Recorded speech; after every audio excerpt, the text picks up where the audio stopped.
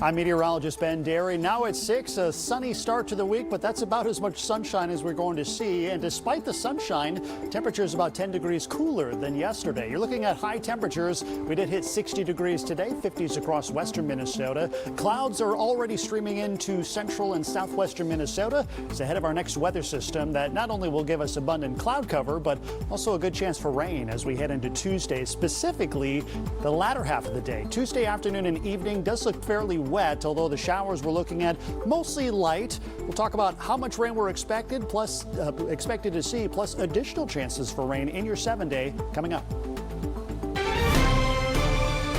Also coming up, faulty breathalyzer tests discovered in several Minnesota counties.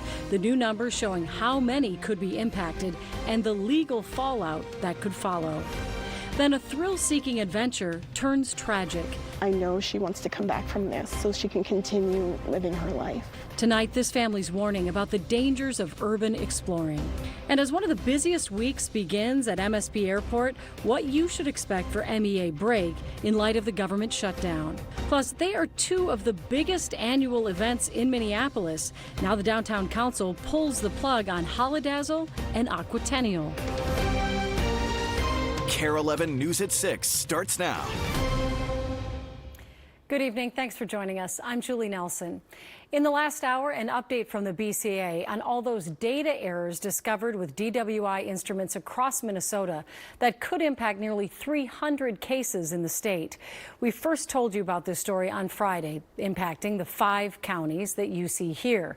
Tonight, we learned how the state is responding. Gordon Severson joins us live. Gordon?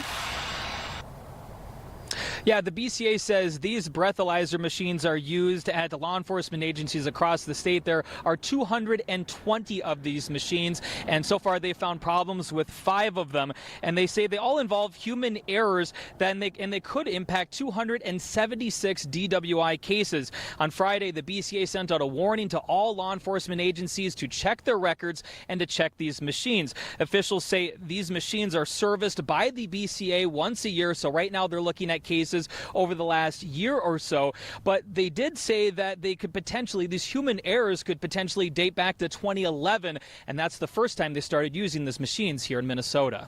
In theory, if that information it wasn't caught along the way, certainly there's cases if the same error and nobody caught it, certainly could be in that. Never could say that there wasn't in that process. But what is important to know is this is a bit nuanced and technical. It doesn't necessarily mean, even if there were errors, that the test results themselves were not reliable. And so they would need to be identified and work through that process. Now, the BCA says these human errors involve the metal cylinders that are loaded into the breathalyzer machines. Those cylinders hold gas that provide a baseline alcohol reading for the machine to test against. Officials say every time a new cylinder is loaded, a human being has to enter some new information, and they discovered that some of that information is being entered incorrectly. Now, defense attorneys that I spoke with earlier in the day say that because of these errors, in some cases there is no way to prove that these test results are valid.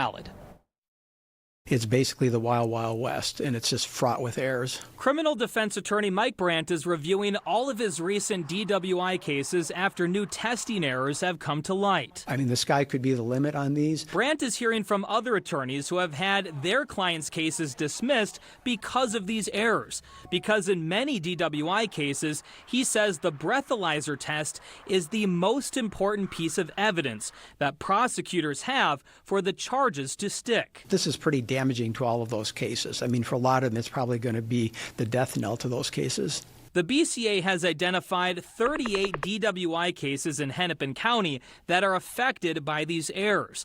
The Hennepin County Sheriff's Office says these cases all happened between February 28th and April 1st of this year.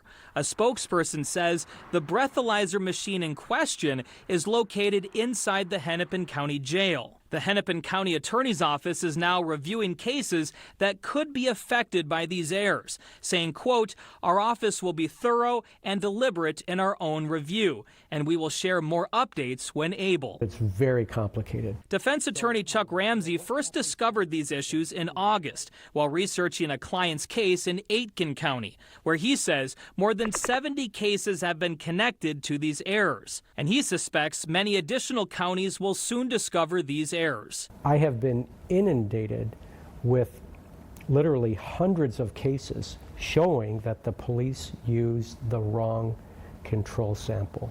Brandt agrees this problem could be widespread. It all depends on how far along the BCA is with its investigation. I don't know if they've gone through and checked all 87 counties. It seems as the days have gone on over the last couple of weeks, more and more counties are coming forward where they've had this problem. So it is possible that more cases could be identified. The BCA told us this afternoon that they did send out that warning on Friday, and they have heard back from a lot of the counties, a lot of the law enforcement agencies that have reported no problems. But they told me this afternoon they are still waiting to hear back from a few of these counties where these machines are located. So in the coming days, we could see that 276 number grow in the next couple of days. Well, I mean, it sounds like it could grow exponentially, Gordon. This is pretty jaw-dropping. I don't know if you know the answer to this, and I don't mean to put you on the spot, but did that attorney you were speaking to who first discovered this in Aiken County, was it a client that was just adamant, I was not drinking, I was not drunk, and the breathalyzer showed a blood alcohol level that was illegal? Do you know what the background was? I'm just so curious. Yeah, it was the situation was that he looked into the numbers. He says he actually looks at these cases. When he does these cases, he looks back on the information, and what he noticed was that the number on the control sample didn't match his test. And then he looked back on some police body camera video and saw some discrepancies there. And then that's what kind of started this whole thing, and that's when they found out that there were other cases where there were human errors as well. Wow, I definitely have to keep watching this story. Thank you so much, Gordon. Well, President Trump is on his way back to the White House right now after a whirlwind trip to the Middle East. He was there today as the remaining 20 living Israeli hostages who've been held by Hamas for 738 days finally returned home. Their release from captivity coming after Israel and Hamas agreed to key elements of President Trump's peace plan. The president officially signed the deal today in Egypt that brings more than 2 years of fighting to an end for now. This is the first phase of a 20-point plan toward lasting peace.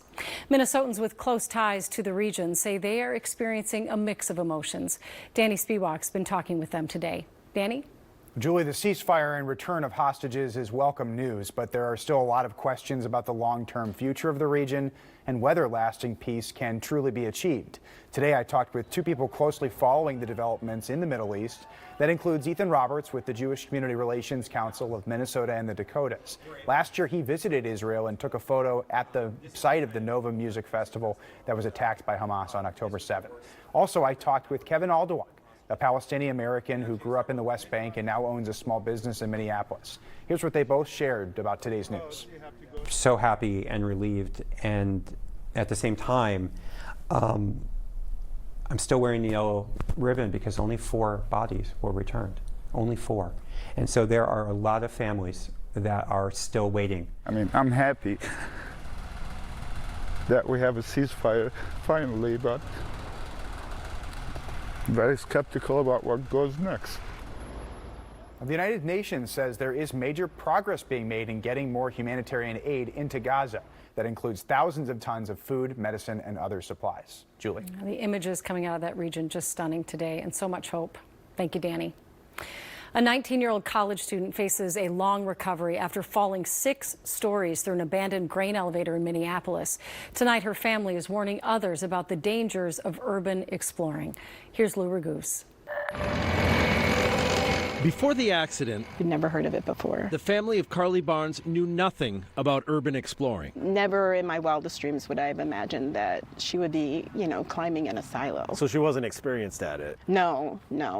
And for all you know, it might have been one of her first It times. could have been her first time. I'm not sure. But after the 19-year-old fell 6 stories and suffered serious brain injuries, Carly's family wants to make sure other teens and parents know exactly what potential dangers exist. I'm her aunt, and I know how it's the worst thing that's ever happened to me. So I can't even imagine, what that's like for a mother. Shannon Johnson says her niece Carly, who's like a second daughter to her, was exploring at night high within the grain bins at the Upper Harbor Terminal along the Mississippi River in North Minneapolis. It's a spot well known among Twin Cities urban explorers, nicknamed on social media accounts Alien City. There was a gap in that platform and she didn't see it. So while her friends maybe avoided it because they noticed it, she didn't. So she just stepped right into the gap and fell. Shannon feels fortunate Carly survived, but her recovery will be long and uncertain. The doctors are telling us her recovery is probably going to be at least a year. Carly's family hopes her story will help others think twice. Going into an abandoned building, you don't know what you're going to get. Even if 100 people have gone before you, you could be the one person that has an accident and it changes your whole life. Carly was just moved from a hospital into a recovery facility, but is still on a ventilator. The spot where the accident happened is fenced off and under construction because that's where that big amphitheater in development is currently being built. Julie. Oh, Lou, it's just heartbreaking. Thank you.